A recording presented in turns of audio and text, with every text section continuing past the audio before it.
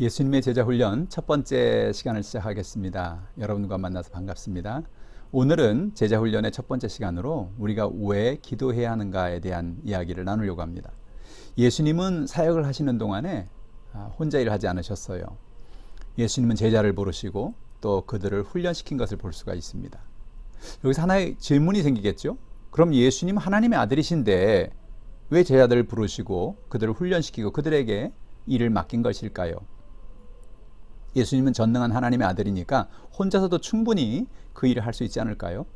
그런데 예수님 물론 혼자 다 하실 수 있겠죠. 그러나 그럼에도 불구하고 예수님은 제자들을 부르셔서 그들을 인격적으로 훈련시키셔서 예수님을 닮아가게 하는 성화의 과정을 겪게 하시고 또 더 나아가서는 그들을 통해서 전 세계에 복음을 전하는 그런 열매를 맺는 사역을 하기를 원하셨던 것입니다. 예수님은 마태복음 28장 19절로 20절에 아주 중요한 명령을 하셨죠. 그러므로 너희는 가서 모든 민족을 제자로 삼아 아버지와 아들과 성령의 이름으로 침례를 베풀고 내가 너에게 분부한 모든 것을 가르쳐 지키게 하라. 볼지어다 내가 세상 끝날까지 너희와 항상 함께 있으리라 하시니라라고 말씀하셨습니다. 예수님이 제자들을 부르고 그들을 훈련시킨 것처럼 제자들도 사람들을 불러서 그들을 선택해서 그들을 제자 삼고 그들을 훈련시키라는 것입니다. 놀라운 사실은 예수님은 세상 끝날까지 우리와 항상 함께 하시겠다는 거죠. 여러분, 오늘도 이 시간도 예수님 우리와 함께하고 계십니다. 신약 성경에 제자를 가리키는 단어는 마데테스라는 단어를 우리가 발견할 수 있습니다. 이 일반적인 의미로 이 단어의 뜻은 제자는 위대한 스승에게 헌신한 추종자다라는 그런 정의를 할 수 있습니다. 예수님의 제자는 영생을 얻기 위해서 예수님을 자신의 구주라고 시인하고 또 예수님을 따르고 닮기로 작정하고 살아가는 사람을 예수님의 제자라고 할 수 있습니다. 제자 훈련이란 무엇입니까? 그레이그 옥던에 의하면 우리가 그리스도 안에서 성숙을 향해 성장하기 위해서 사랑 안에서 서로가 격려해주고 무장하고 도전할 수 있도록 다른 이들과 함께 나아가는 훈련이 바로 제자 훈련이다라고 그렇게 이야기했습니다. 마가복음 8장 34절에 보면 예수님 이런 말씀하셨어요. 무리와 제자들을 불러 이르시되 누구든지 나를 따라오려거든 자기를 부인하고 자기 십자가를 지고 나를 따를 것이니라 라고 말씀했습니다. 이 말씀에는 우리가 세 가지를 발견할 수 있는데요. 첫째로는 예수님의 제자는 자기 자신을 부인해야 하는 것입니다. 나 자신이 나의 주인이 아님을 고백하고 예수님이 나의 주인임을 고백하는 거죠. 두 번째는 예수님의 제자는 자기 십자가를 지는 것입니다. 십자가를 진다는 것은 말 그대로 죽는 것을 의미하는 것이죠. 나의 인본적인 어떤 그런 계획, 꿈이 죽고 예수님 안에서 새롭게 태어나는 것을 말하는 것입니다. 날마다 십자가를 지고 살아가는 삶을 살라는 거죠. 세 번째로는 예수님의 제자는 예수님만을 따라가는 것입니다. 내 평생 예수님만을 따라가겠다고 결단하고 살아가는 것, 그것이 바로 제자의 삶인 것입니다. 남들이 가지 않는 길, 예수님을 위해서 모든 것을 내려놓고 예수님을 따라가는 사람들은 마지막에 가장 중요하고 위대한 것을 얻게 됩니다. 그것이 무엇입니까? 영생이지요. 하나님 주시는 축복이지요. 하나님 주시는 상급인 것입니다. 오늘 저 여러분이 예수님의 제자로 부르신 그 부름에 부름받아서 하나님 앞에 합당한 그런 삶을 살게 되시기를 주님의 이름으로 축복합니다. 자, 그러면 제자는 어떤 사람입니까? 먼저 우리가 첫 번째 주제로 제자는 하나님께 기도하는 사람이라는 사실을 알기를 원합니다. 왜 기도해야 합니까? 우리 이번에 주제죠. 왜 기도해야 하는가? 성경에 보면 정말 수많은 믿음의 증인들이 공통적으로 그들은 기도한 것을 볼 수 있어요. 그들이 기도할 때 어떤 일이 일어났습니까? 모세가 홍해 앞에서 기도할 때 하나님께서 홍해를 갈라주셔서 이스라엘 백성들을 홍해로 건너가게 하셨습니다. 이스라엘 백성들을 광야로 인도했는데 마라는 곳에 도착했는데 마라의 물이 써서 마실 수가 없게 되었죠. 모세가 기도할 때 하나님께서 그 옆에 있는 나뭇가지를 물에 던져 넣으라고 하니 쓴 물이 단물로 바뀌게 됐죠. 기도는 응답을 가져오고 기적을 가져오는 거죠. 다윗은 사울에게 쫓겨서 정말 큰 고통을 당했습니다. 그런데 그럴 때마다 다윗이 광야에서 기도할 때 하나님이 다윗의 반석이 되어주시고 산성이 되어주시고 그의 나아갈 길을 이뤄주셨다는 거죠. 우리도 인생을 살면서 여러분 얼마나 답답한 일들을 많이 만납니까? 참 힘들고 어려운 일을 많이 만나죠. 그런데 우리가 기도하면 하나님은 마치 다윗을 광야에서 건져주신 것 같이 오늘도 우리를 건져주시는 거죠. 우리 대한민국도 지금 코로나를 지나가면서 얼마나 많은 위기를 지금 지나가고 있습니까? 여러분, 이럴 때 저 여러분이 기도해야 되는 거죠. 히스기야가 병들었을 때 하나님 앞에 눈물로 기도하는 것을 우리는 기억합니다. 그가 하나님 앞에 간절히 기도할 때 하나님이 그의 수명을 15년을 연장시켜 주시는 놀라운 은혜를 베풀어 주신 것입니다. 그래서 오늘 우리는 하나님 앞에 기도해야 된다는 것이죠. 기도 왜 해야 되죠? 첫 번째, 기도는 하나님과 교제하는 것이기 때문에 그렇습니다. 사실 하나님은 우리를 매일 만나길 원하세요. 여러분 어떠세요? 여러분 자녀가 있으십니까? 아니면 여러분이 누구의 자녀이기도 하시죠? 부모는 자녀를 만나길 원해요. 부모는 자녀와 대화하기 원합니다. 마찬가지로 하나님은 매일 우리와 만나기를 원하시는데 그 만나는 것이 바로 기도이죠.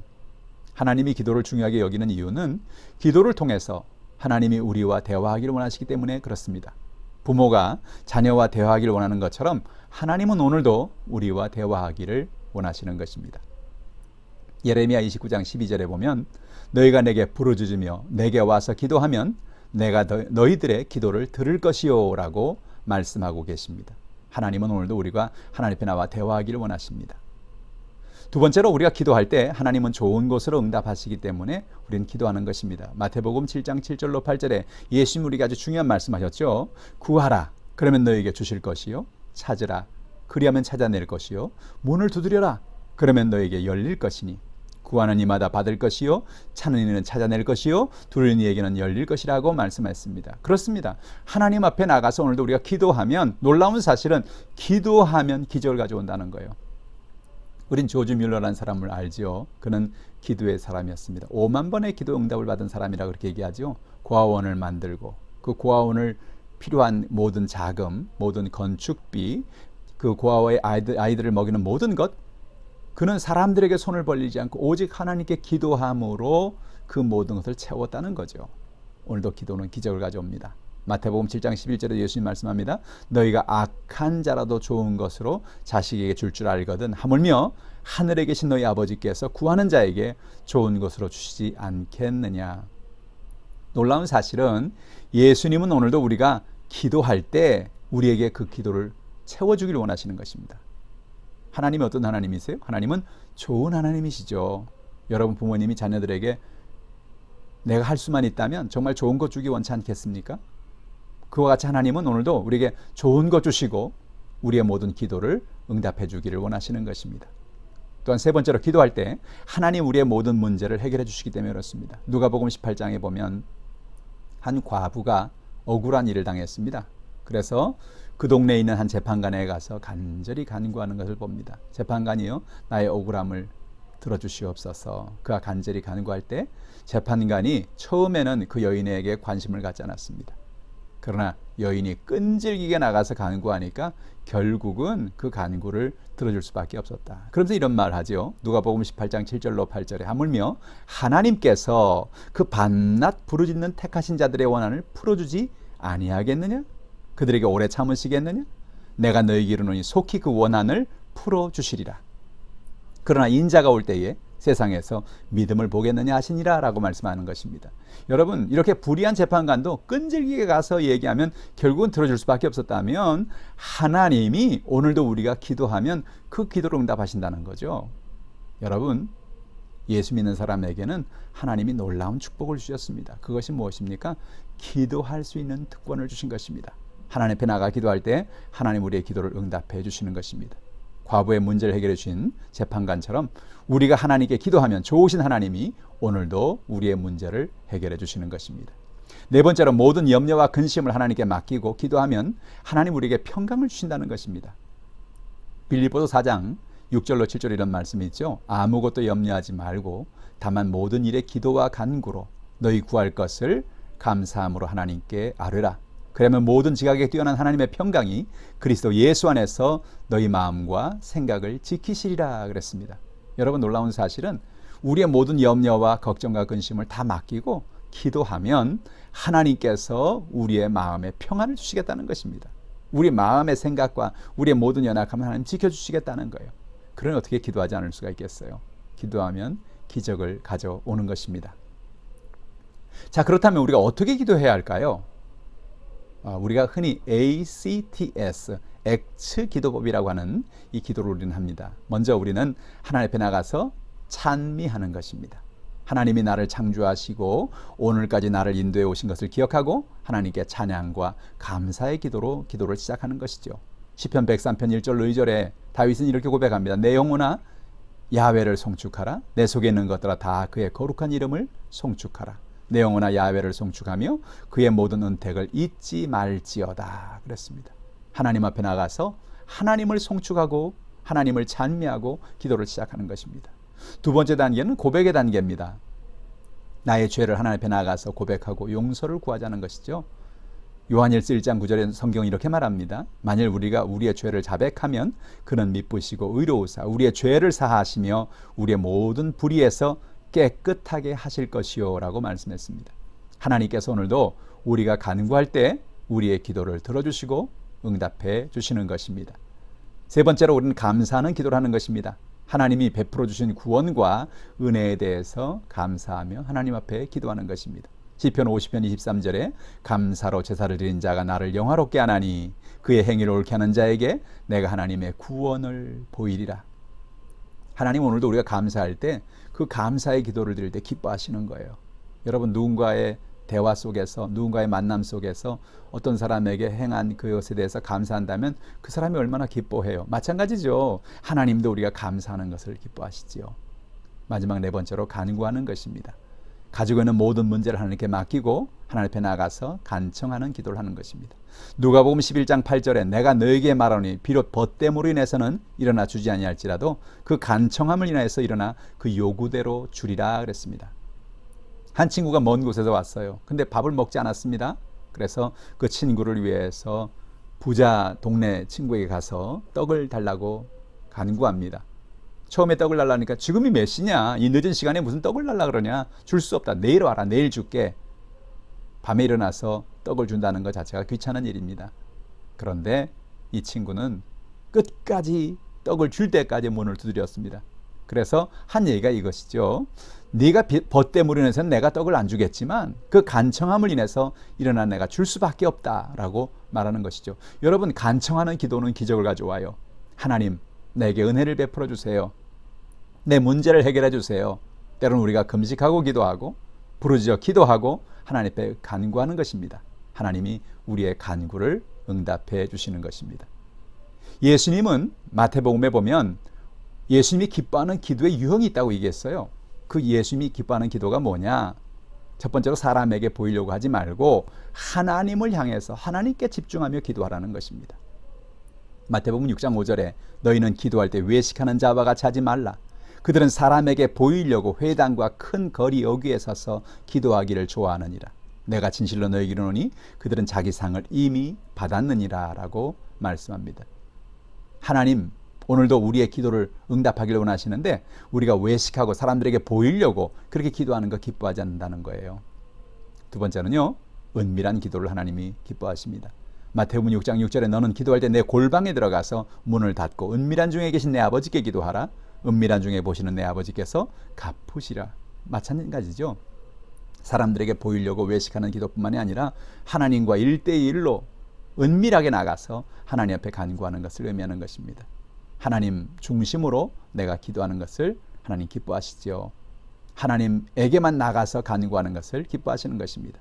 세 번째로는 하나님께서는 우리가 중언부언하지 말라는 겁니다. 마태복음 6장 7절에 기도할 때 이방인과 같이 중언부언하지 말아라. 그들은 말을 많이 하여 들으실 줄을 생각하느니라. 말을 무조건 많이 한다고 하나님께서 그 기도에 응답하시는 것이 아니죠. 하나님 앞에 나가서 간구할 때 말을 많이 하지 않아도 하나님께서 우리의 기도를 들어주시고 우리의 간구를 응답해 주십니다. 오늘도 하나님 앞에 나와 간구함으로 하나님이 응답을 하시는 놀라운 기적을 체험하시기를 주님의 이름으로 축원합니다. 예수님은 우리에게 이렇게 기도하라고 가르쳐 주셨습니다. 그것이 바로 주기도문의 기도지요. 주기도문을 바라볼 때 우린 5가지 형태의 기도가 있는 것을 볼 수 있습니다. 마태복음 6장 9절로 13절이죠. 그러므로 너희는 이렇게 기도하라. 하늘에 계신 우리 아버지여 이름이 거룩히 여김을 받으시오며 라고 기도하는 것입니다. 먼저 기도할 때 하나님의 이름을 거룩히 여기고 하나님을 찬미하고 기도하는 것입니다. 나라가 임하시오며 뜻이 하늘에서 이루어진 것 같이 땅에서 이루어지이다. 하나님의 나라가 오늘 나의 삶에 임하게 하여 주옵소서. 하나님의 뜻이 나의 삶에 이루어지게 하여 주시옵소서. 내가 하나님 뜻대로 살겠다는 그런 고백이지요. 또 오늘 우리에게 일용할 양식을 달라고 기도하라는 것입니다. 하나님, 오늘 우리의 필요한 모든 것을 채워주시옵소서. 오늘 양식이 뭡니까? 그건 먹는 것만을 얘기하는 거 아니죠. 우리의 삶에 필요한 모든 것이 다 우리의 양식입니다. 여러분의 필요한 사업에 필요한 자금, 자녀들의 등록금, 생활에 필요한 모든 것, 다 그것이 일용할 양식인 것입니다. 하나님, 오늘도 우리가 양식을 구할 때 일용할 양식을 채워주시는 것입니다. 이스라엘 백성들이 광야에 있을 때 하나님은 그들에게 하늘에서 만나를 내려주셨어요. 매일같이 그들의 양식을 채워주셨습니다. 오늘도 우리가 하나님 앞에 양식을 구하면 하나님은 오늘 우리에게 양식을 허락해 주시는 것입니다. 또한 하나님, 우리에게 죄 지은 자를 사하여 준 것 같이 우리 죄를 사하여 달라고 기도하라고 그랬습니다. 여기서 중요한 것은 우리가 먼저 다른 사람의 죄를 사해 주는 것입니다. 우리가 다른 사람의 죄를 사해 준 것 같이 주여 우리의 죄도 사하여 주시옵소서. 사실 여러분, 다른 사람의 죄를 사한다는 것은 참 쉬운 일이 아닙니다. 누군가를 용서한다는 것은 쉬운 일이 아니죠. 그런데 우리가 다른 사람을 용서할 수 있는 이유가 무엇입니까? 그 사람도 내게 상처를 준 이유가, 내게 어떤 아픔을 준 이유가, 그 사람도 무언가 상처를 받았고 마음에 문제가 있고 연약함이 있는 사람이라는 거죠. 그래서 사람들을, 우리가 그 사람이 어떠한 연약함이 있는가를 공감할 때 비로소 우리는 사람들을 용서할 수가 있게 되는 것입니다. 모든 사람이 다 죄인입니다. 모든 사람들이 다 연약함을 가지고 있습니다. 오늘도 우리가 서로를 용서하고 용납하며 살아가십시다. 하나님, 우리가 다른 사람에게 죄 지은 걸 용서해 준 것처럼 나의 죄도 용서해 주세요 라고 우리가 기도하는 것이죠. 마지막으로 우리는 시험에 들게 하지 마시고 다만 악에서 구해달라고 그렇게 기도하라는 것입니다. 우리가 인생을 살면서 얼마나 많은 시험이 다가옵니까? 마귀는 와서 우리에게 우리의 욕심을 통해서, 때로 우리의 삶의 여러 가지 연약함을 통해서 우리에게 시험에 우리를 빠뜨리려고 하는 것입니다.